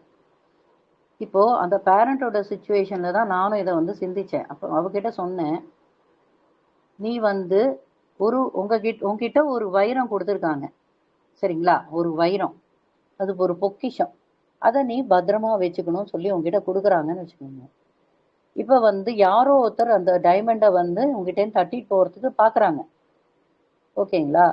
அப்போ நீ அந்த டைமண்டை தட்டி போடுறதுக்கு விட்டுட்டு அந்த டைமண்டை அங்கேயே போட்டுட்டு வீட்டில் நீ வெளியில வந்துருவியா, இல்லை டைமண்ட் எனக்கு வேணும்னு நினைச்சு நீ அதுக்கு உண்டான முயற்சி எடுப்பியா தான் கேள்வி. அப்ப அவளே அதிர்ச்சி ஆயிட்டாவோ, என்ன மேடம் சொல்றீங்க, இது ஒரு வித்தியாசமான கோணமா இருக்கே அப்படின்னு. ஆமாம்மா, நீ யோசிச்சு பாரு, உனக்கு சந்தோஷம் வேணும்ன்ற அப்ப சிந்திக்கணும். நீ இமோஷனலா இம்பேலன்ஸ் ஆகி உன்னையும் நீ கொலைச்சுக்கிற, அது மாதிரி நீ செய்யாத. உன் ஹஸ்பண்ட் உனக்கு பொக்கிஷம் நினைச்சேன்னா நீ அந்த வீட்ல இருந்து நீ வெளியில வந்துட்டேன்னு வச்சுக்கோ, அவருக்கு ரொம்ப சௌரியமா போயிடும். அவர் என்ன பண்றாருன்னு உனக்கு தெரியுமா? அவர் எங்க போறா? இப்பவாவது நீ வாட்ச் பண்ணிட்டு இருக்க. நீ போயிட்டேன்னா அவங்க 2 பேருக்கும் ரொம்ப சந்தோஷமாயிடும். நீ இல்லாதது அவங்களுக்கு இன்னும் நீ சுதந்திரத்த குடுக்குற. அந்த ஆங்கிள் அவருடைய ஆங்கிள்ல நீ திங்க் பண்ணியா? நீ உன்னோட ஆங்கிள்ல தான் நீ திங்க் பண்ற. நீ சால்வ் பண்ணணும்னு நினைச்சேன்னா இந்த மாதிரி சால்வ் பண்ணு. உனக்கு அந்த டைமண்ட் திரும்பி வேணும்னு நினைச்சேன்னா நீ வந்து அங்கேயே இருந்து அதை ஃபேஸ் பண்ணி அதை சமாளி. அதை எப்படி நீ பாதுகாக்க போறன்றது உன்கிட்ட தான் இருக்கு அந்த சாமர்த்தியம். இன்னிலேருந்து நீ வந்து உங்க அம்மா வீட்டுக்கு போறது போயிட்டு வந்துரு. கணவரோட போ, கணவரோட வா. தயவு செஞ்சு இந்த முடிவு வந்து தப்பான முடிவு அப்படின்னு சொன்னோன்னு அவ சொன்னான். அம்மா மேடம், எனக்கு ரொம்ப ரொம்ப தேங்க்ஸ். நீங்க வந்து இந்த விழிப்புணர்வு கொடுத்ததுக்கு நிச்சயமா நான் அதுக்கு உண்டான வழியை தேடி நான் அதை வந்து ஃபாலோ பண்றேன். அதுக்கப்புறம் அவகிட்டே எனக்கு ஃபோன் காலே வரல. இதுதான் உண்மையான சந்தோஷம். நம்ம சந்தோஷம் இது ஒரு இடத்துல கிடைக்கலன்னா வேற இடத்துல போய் தேடக்கூடாது. அதே சந்தோஷம் நமக்கு எப்படி கிடைக்கணும்ன்றது யோசிக்கணும். எதுவுமே உடனே கிடைச்சிடாது. நம்ம சிந்திக்கணும். இருக்கிற இடத்த விட்டு ஓடவே கூடாது. பெண்கள் நிறைய பேர் அதான் பண்றாங்க. உடனே பேரண்ட்ஸ் வீட்டுக்கு போயிடுறீங்க. ஒரு பாதுகாப்புக்கு மட்டும்தான். ஒரு ஒரு டெம்பரரியா தான் போகணும். பர்மனண்டா போயிட்டீங்கன்னா உங்க வாழ்க்கையே தொலைஞ்சு போயிடும். நிறைய பெண்கள் அந்த தப்பு பண்ணிட்டு இருக்கீங்க. பண்ணாதீங்க. ஆண்களுக்கும் தான் சொல்றேன். அம்மா அப்பான்றது வந்து அவங்க ஒரு அங்கம்னா, பொண்டாட்டி புருஷன்றது பெரிய ஒரு அடுத்த ஹாஃப் அது. அதை நம்ம வந்து விட்டு கொடுக்கவே கூடாது. அது எப்படி நம்ம என்ன கடைபிடிச்சா அது வந்து நமக்கு கிடைக்குமோ, காலை கூட பிடிக்கலாம், தப்பே கிடையாது.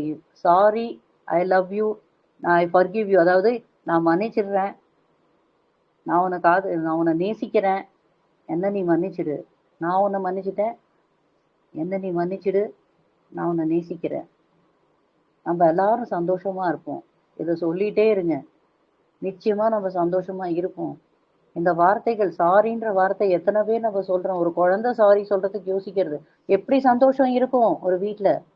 ஒரு சின்ன தப்பு பண்ணா கூட சாரி சொல்ல மாட்டேன்றது. நான் எதுக்கு சொல்லணும்னு அந்த ஈகோ அந்த குழந்தைக்கு இருக்கு. 10 வயசு குழந்தைக்கு இருக்கு ஈகோ. சொல்ல மாட்டேன்றது. எப்படி சந்தோஷம் கிடைக்கும்? நீங்க சந்தோஷம் கிடைக்கணும்னா சாக்ரிஃபைஸ் பண்ணணும். குடும்பத்துல சந்தோஷம் வேணும்னா விட்டு கொடுக்கணும். யாரும் ஒன்றும் கெட்டு போயிட மாட்டோம். ஒரு சாரி சொல்றதுனால கணவன் மனைவிக்குள்ள 100% சாரி சொல்லணும். அது பெருசு பண்ணக்கூடாது, சின்னது பண்ண பார்க்கணும். 3 நாள் தான் டைம். ஒரு சந்தோஷம் வேணும்னா 3 நாளைக்குள்ள, 3 மணி நேரம், 3 நாள் அதுக்குள்ள ஒரு பிரச்சனையை சால்வ் பண்ணி ஆகணும் அப்படின்னு நம்ம பேசி வச்சுக்கணும். கல்யாணம் ஆன புதுசுலயே பேசி வச்சுக்கணும்.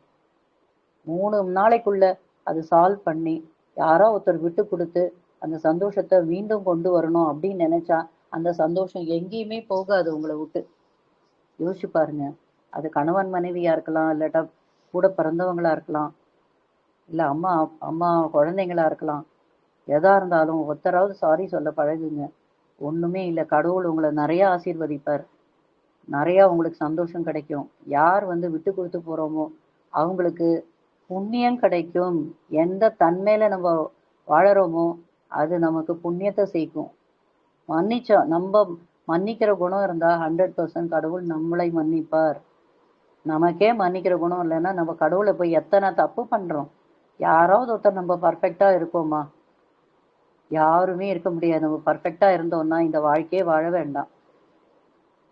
அடுத்த ஜென்மமே நமக்கு கிடையாது. அந்த மாதிரி ஒரு சோலா இருந்ததுன்னா நம்மளாம் இந்த மாதிரி பேசிட்டு இருக்க நிலையிலே இருக்க மாட்டோம். ஒரு குடும்ப பெண்ணாவே இருக்க முடியாது. எல்லாருமே பண்ற தவறு வந்து இயல்புதான். ஆனா ஒரு டைம் தான் நம்ம ஆப்பர்ச்சுனிட்டி கொடுக்கலாம். திருப்பி திருப்பி கொடுக்க கூடாது. திருப்பி திருப்பி மிஸ்டேக் பண்ணிட்டு திருப்பி திருப்பி அதுக்காக நம்ம போய் மன்னிப்பு கேட்க கூடாது, மன்னிக்கவும் கூடாது. ஃபர்ஸ்ட் டைம் இருந்தா மன்னிச்சு விடுங்க. அவங்க திருந்தறதுக்கு வாய்ப்பை கொடுங்க. கண்டிப்பா நமக்கு நல்ல சந்தோஷமான வாழ்க்கை அமையறதுக்கு 90% வாய்ப்பு இருக்கு. எத்தனையோ பெண்கள் இந்த மாதிரி கேட்டு கவுன்சிலிங் பண்ணி இன்னைக்கு நல்லா இருக்காங்க. நம்மளுடைய பிரச்சனையை அனாவசியமா யார்கிட்டயும் போய் சொல்லக்கூடாது. தேவையா இல்லாதவங்கிட்ட எல்லாம் சொல்லும் போதுதான் அது வந்து 10 மடங்கா மாறுறது. அது அவமானமா இருக்கு. அந்த இன்னொரு பர்சனுக்கு அவமானமா இருக்கு. நம்ம குடும்பத்துல இருக்கிற விஷயத்த வெளியில போய் ஒருத்தர்கிட்ட அனாவசியமா சொல்றாங்களேன்னு. ஒன்றும் இல்லை, நீங்க ஒரு காகிதத்துல எழுதி அவர்கிட்ட கொடுங்க, அவங்க சாப்பிட தட்டு பக்கத்துல வைங்க. நீங்க இப்படி இருந்தீங்கன்னா எனக்கு நல்லா இருக்கும். ஒரு மிரர்ல கண்ணாடி பார்த்து தலை சீவுவார், அந்த இடத்துல எழுதி வைங்க, ஐம் சாரின்னு எழுதுங்க. எத்தனை சினிமா பார்த்துருக்கீங்க, பண்ணுங்க. நான் உங்களை மன்னிச்சிட்டேன்னு எழுதுங்க. இந்த மன்னிக்கிற குணம் வந்து மன்னிப்பும் மன்னிக்கிற குணம் இருந்தா நான் சொல்றேன், டைவர்ஸ் கேஸே இன்னைக்கு இருக்கவே இருக்காது. 80% டைவர்ஸ் கேஸ் மன்னிக்கிற குணமே கிடையாது. அதுதான் காரணம். கதறி கதறி அழறத நான் பார்த்துருக்கேன், என்னை மன்னிச்சிடுங்க என்னை மன்னிச்சிடுங்கன்னு. மாட்டாங்க. ஆப்பர்ச்சுனிட்டி கொடுக்கணும். கடவுள்ன்றது அந்த ஆப்பர்ச்சுனிட்டி தான் கடவுள். அந்த கடவுள் தன்மையே வந்து இன்னொருத்தருக்கு ஒரு வாய்ப்பு கொடுக்கறது தான். மன்னிச்சு அந்த வாய்ப்பை கொடுக்கறது தான் அந்த கடவுள் தன்மை. ஏன் அது இருக்கக்கூடாது? நமக்கு மனசாட்சியை தட்டி நம்ம யோசிச்சு பார்க்கணும். இன்னைக்கு நம்ம ஜெயிச்சா மாதிரி இருக்கும், ஆனா சொசைட்டில மொத்தமா நம்ம ஜீரோவா பார்ப்பாங்க. நம்ம பின்னாடி போய் பேசுவாங்க, யாருன்னு உங்களை மாதிரி இல்லைங்க, தைரியமா போல்டா அப்படியே நம்ம வந்து என்ன தட்டி கொடுத்து மோட்டிவேட் பண்ணி நம்மளை வந்து சுதந்திரம் அது இதுன்னு பேசி நம்மள பின்னாடி போயிட்டு இவ பேர் ஆம்பளை மாதிரி பிஹேவ் பண்றா அப்படின்வாங்க. கடைசியில் அவ தான் பேசுவா. யார் சுதந்திரம் பேசுறாங்களோ அவங்க நம்மளை பத்தி பின்னாடி போய் ஆம்பளை மாதிரி வாழறா அப்படின்னு சொல்லுவாங்க. இதுதான் சொசைட்டி. அதனால சொசைட்டிக்காக நீங்க எந்த முடிவும் எடுக்க வேண்டாம். கணவன் மனைவிக்குள்ள பேரண்ட்ஸை பார்த்துக்க வேண்டியது நம்மளுடைய தர்மம். இன்னைக்கு கோயம்புத்தூர்ல பாத்தீங்கன்னா மேக்சிமம் தமிழ்நாடுலயே கோயம்புத்தூர்ல தான் அதிகமா ஓல்டேஜ் ஹோம் இருக்கு. நினைச்சு பாருங்க, எவ்வளவு பரிதாபமான நிலை இன்னைக்கு. சுயநலமான சந்தோஷம் அதுதான் காரணம். அதே போல பேரண்ட்ஸும் வந்து வெளிநாட்டுக்கு போறதோ பணமோ அது நிரந்தரம் இல்லை, உறவுகள் தான் நிரந்தரம் அப்படின்றத புரிய வச்சுதான் வளர்க்கணும். நீ வெளிநாடு போப்பா, எனக்கு ஹாப்பியா இருக்கும் அப்படின்றாங்க. அப்புறம் இப்படி வாத்தட்டிட்டு எங்க பார்க்கணும்? பிளேனை பார்த்துட்டு டாட்டா சொல்லிட்டு அதுக்கப்புறம் வீட்டில் உட்காந்து வீடியோ காலில் தான் பார்த்துட்டு இருக்காங்க. அவ்வளோதான். யார் சொல்லி கொடுத்தது? உறவுகள் முக்கியம் சொல்லி கொடுங்க, குடும்பம் முக்கியம் சொல்லி கொடுங்க. கண்டிப்பா அவன் போகமாட்டான். நம்ம தான் சொல்லி கொடுக்குறோம். நிறைய பணம் சம்பாதிக்கணும், ஸ்டேட்டஸ் முக்கியம், கார் முக்கியம், BMW வேணும், உன்னுடைய தம்பி இவ்வளோ படிச்சிருக்கான், அண்ணன் இவ்வளோ படிச்சிருக்கா, நீ படி, நீ வெளிநாடு போ. கடைசியில் இங்க யார் கொல்லி போடுறது கூட ஆள் இல்லை. யோசிச்சு பாருங்க, எங்கேன்னு சந்தோஷம் வரும்? யார் கத்து கொடுக்குறோம்? சந்தோஷம் எதுன்னு நமக்கு திணிக்கப்படுறது. குழந்தைங்களுக்கு திணிக்கிறோம் நம்ம, கசப்பே கொடுக்காம வளர்க்குறோம். கசப்பு கொடுக்கணும். வாழ்க்கையில கஷ்டம் வரும்பா, நானும் கஷ்டப்பட்டிருக்கேன், நீ கஷ்டப்படணும்னு சொல்ல வேணாம். கஷ்டம் வந்தா எதிர்கொள்ளு, கஷ்டம் வந்தா நீ வந்து ஜெயிச்சு காமி. ஓடாத, அதை பயந்து ஓடாத, அது நின்று சாதிச்சு காமி. தற்கொலை பண்றதுக்கு 1 செகண்ட் தான் ஆகும். ஆனா அந்த தற்கொலை பண்ணாம மீண்டும் அந்த நிலைக்கு வருது 3 வருஷமோ 10 வருஷமோ ஆகும். பரவாயில்ல. ஒரு ஒரு உயிர் தற்கொலை பண்ணிட்டுதுன்னா மேல் லோகத்துல அலோவ் பண்ண மாட்டாங்க. இங்க எப்படி நம்ம கதவை கேட் சாத்திட்டு நம்ம வீட்டுக்குள்ள இருக்கோமோ அங்கேயும் ஒரு கேட் மாதிரி இருக்கு, நீ போன்றுவாங்க. உனக்கு விதிக்கப்பட்ட டைம் வந்தாதான் இந்த கேட்டை நாங்க திறப்போம், போ ஆவியா சுத்துன்றாங்க அங்க. தெரியுங்களா? எத்தனை பேருக்கு தெரியும்? அங்க போனா ஒரு சந்தோஷம் இல்லை, அதோட மோசமான நிலை. இங்க இருக்கிற சந்தோஷத்தை விட அங்க மோசமான, அங்க விரட்டி அடிக்கிறாங்க. கடவுள், நான் உங்ககிட்ட கொடுத்த டைம் லிமிட் இல்லை, இன்னும் வரல, உனக்கு கொடுத்த உயிரை நீயே கொலைச்சிக்கிறதுக்கு உனக்கு எந்த உரிமையும் கிடையாது. உங்க அம்மா அப்பா கொடுத்த உயிர், அதை நீயே கொலைச்சிட்டேன்னா நீ அது வரைக்கும் கீழே சுத்திட்டு. எத்தனை பேருக்கு தெரியும் தெரியாது. அது வரைக்கும் நம்ம கீழே தான் சுத்திட்டு இருக்கணும். அதுக்கப்புறம் தான் அந்த டைம் வந்த அப்புறம் தான் மேல ஆத்ம லோகம் இருக்கு, அந்த லோகத்துக்கு போக முடியும். தயவு செஞ்சு அதனால யாருமே அந்த தற்கொலை முயற்சி எடுக்காதீங்க. இந்த விஷயத்தைய நிறைய பேருக்கு சொல்லுங்க. உங்க ஃப்ரெண்ட்ஸ் கிட்ட இந்த முக்கியமான விஷயங்கள்லாம் ஷேர் பண்ணுங்க. ஏன்னா இதெல்லாம் தான் முக்கியம். எப்படி நம்ம மொபைல் கத்துக்கிறது இதெல்லாம் முக்கியம்னு நினைக்கிறீங்களோ எல்லாமே இப்ப கத்துக்கணும்னு நினைக்கிறீங்க. இந்த ஆன்மா பத்தின விஷயங்களை தயவு செஞ்சு நிறைய நாலேஜ் இம்ப்ரூவ் பண்ணிக்கங்க. இந்த விஷயங்களை ஷேர் பண்ணுங்க. ஆன்மா என்பதுதான் நிரந்தரம். நம்முடைய உடம்பு சதை நிரந்தரம் அல்ல. அது வரைக்கும் நம்ம மன்னிக்கிற குணம், மற்றவங்களை சந்தோஷப்படுத்தணும். வறுமையில் இருக்கிறவங்களால் நம்மளால 1 ரூபா கொடுக்கலாம். கண்ணெதிர பார்த்துட்டு இருப்போம் ஒரு ஆக்சிடென்ட் நடக்கிறது, யாருமே வரமாட்டேன்றாங்க. எத்தனை இடத்துல பார்க்குறோம். அட்லீஸ்ட் ப்ரேயராவது பண்ணுங்க. பயந்துக்கிறீங்களா? ப்ரேயர் பண்ணுங்க. அந்த ஒரு நிமிஷம் ப்ரேயர், அந்த கடவுள் கண்டிப்பா அவங்களுக்கு ஹெல்ப் பண்றதுக்கு ஒரு ஹெல்ப் கிடைக்கும். ப்ரேயர் பண்ணுங்க. கார்ல போறீங்களா? ப்ரே பண்ணுங்க. அதுவும் ஒரு விதமான நிறைவை கொடுக்கும். நம்ம ஒரு உயிருக்கு ஹெல்ப் பண்ணோன்ற நிறைவு, இதெல்லாம் தான் சந்தோஷம். நமக்கு வெளியில இருக்கிற காரு, பங்களா இதெல்லாம் வந்து 1 செகண்ட் தான். எல்லாமே 1 செகண்ட் தான். அடுத்த செகண்ட் அது மாறிடும் தன்மை.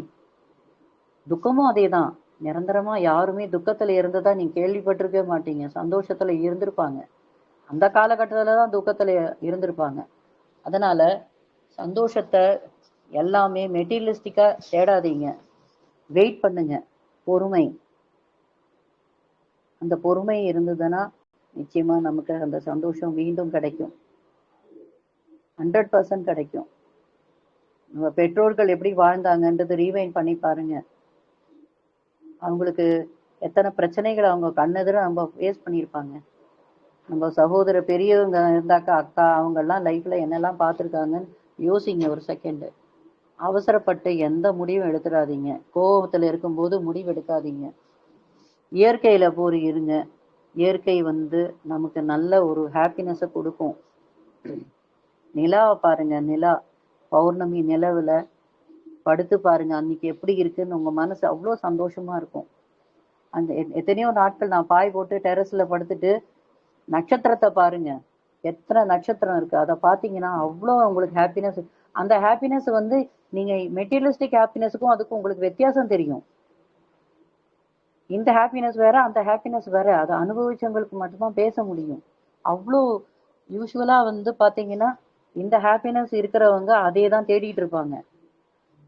அதே மாதிரி எப்பவுமே நம்மளுடைய மிஸ்டேக்ஸ் நம்ம பார்த்து ரியலைஸ் பண்றதுக்கு உண்டான தன்மைக்கு போவோம். சில பேர் பார்த்தீங்கன்னா எல்லாருடைய மிஸ்டேக்ஸையும் பார்த்து ஹாப்பினஸே இருக்காது. யாருமே பர்ஃபெக்டா இருக்க முடியாது.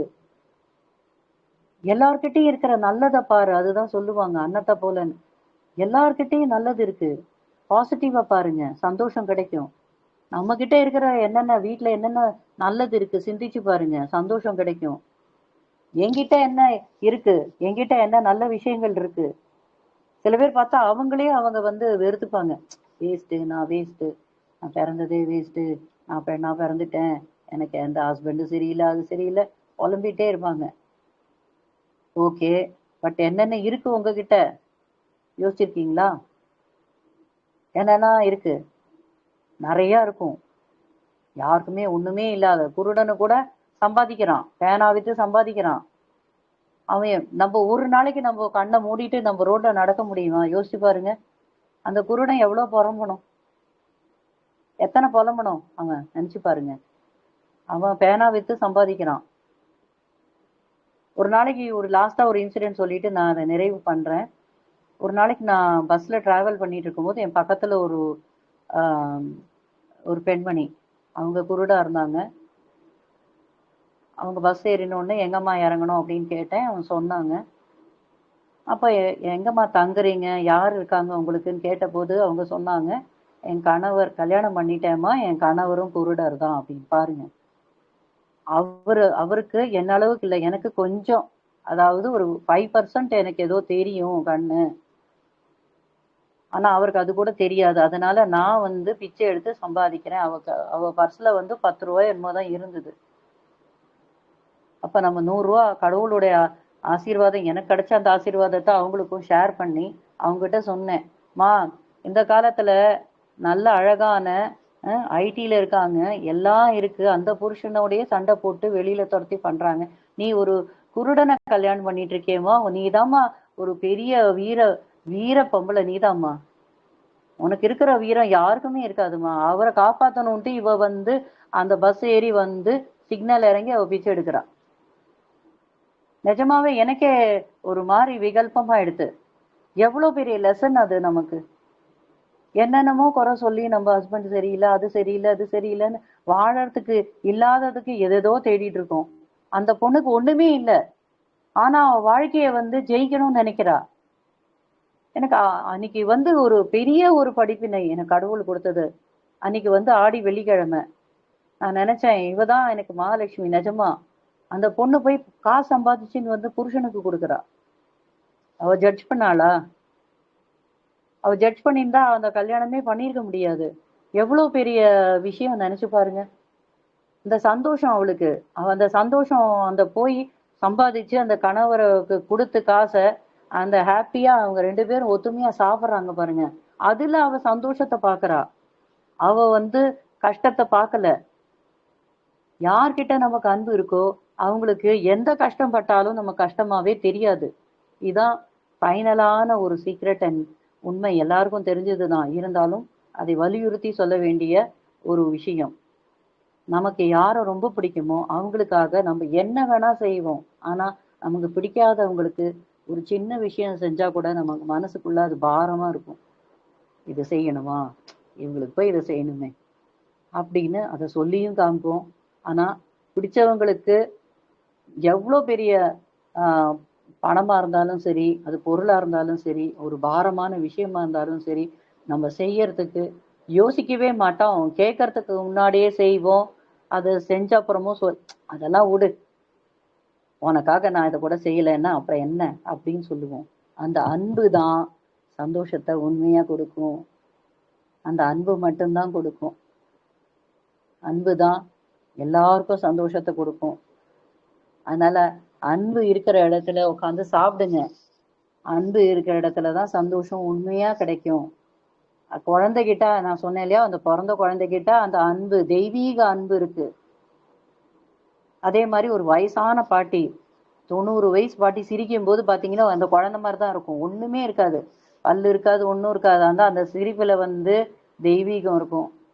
பாட்டி ஆசீர்வாதம் பண்ணுங்க அப்படின்னு ஆசீர்வாதம் வாங்கிண்டா நமக்கு கடவுள்கிட்ட ஆசீர்வாதம் வாங்கின மாதிரி. அவ்வளோ சந்தோஷம் அந்த பாட்டிக்கு ஆசீர்வாதம் பண்றதுலயும். இந்த வாய்ப்பை கொடுத்த எல்லோருக்கும், சிவகார்த்திக் ஐயா இந்த சேனலுக்கு என்னுடைய மனமார்ந்த நன்றி. எல்லோரும் தங்களுடைய வாழ்க்கையில் சந்தோஷத்தோடும் மனநிறைவோடும் ஆரோக்கியத்துடனும் நீடூழி நிறைவோடு வாழ்வாங்கு வாழ வேண்டும் என்று இறைவனிடம் பிரார்த்திக்கிறேன். நன்றி.